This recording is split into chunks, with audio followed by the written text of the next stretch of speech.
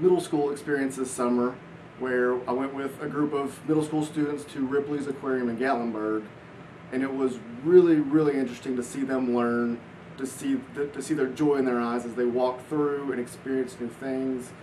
Got to learn what it's like to learn outside of the classroom instead of being in the books all day, every day. During the summer, they got to go and experience new things, and it was a great experience for me and for them. Spent the day, they had a lab, they got to look through microscopes. Um, we walked around, had a group of four in my group. Each person had their own group of kids, and it was a fun experience to see them learn, to see their excitement through a new experience for them. I enjoyed it a lot.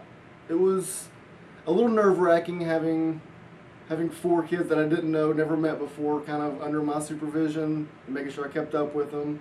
But it turned out well. It was cool to see the excitement on their face. The bus ride was a unique experience. It was a very unique experience. The kids had their games, a lot of games I'd never heard of, a lot of games that were very entertaining for me to hear how kids enjoy the bus ride on the way and how they entertain themselves without electronics. It was a good experience. I think the experience was maybe most beneficial for the children.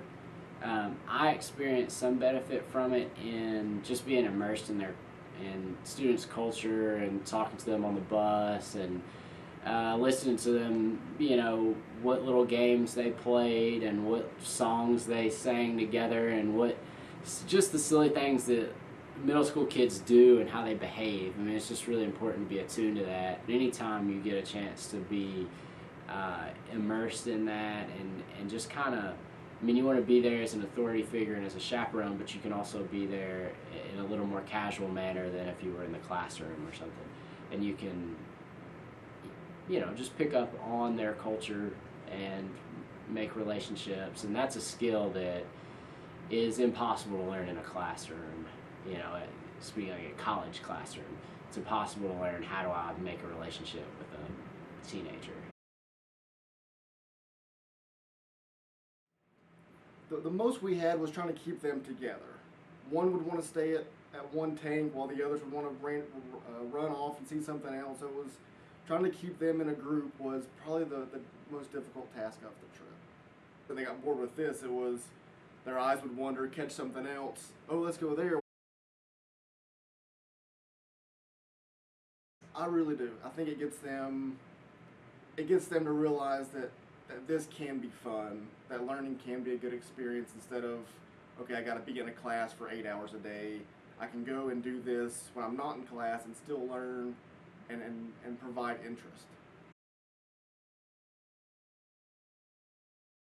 With field trips is the life experience, so that you get that life experience. And one of the main aspects of lesson planning or teaching is that you want to activate and draw on prior knowledge. And I think I don't know the research, but it's out there. Kids that have more life experience, kids that have more conversations with adults about things in the world, or kids that get exposed to more places, have that benefit when it comes time to talk about marine biology or adaptations or something in their science class.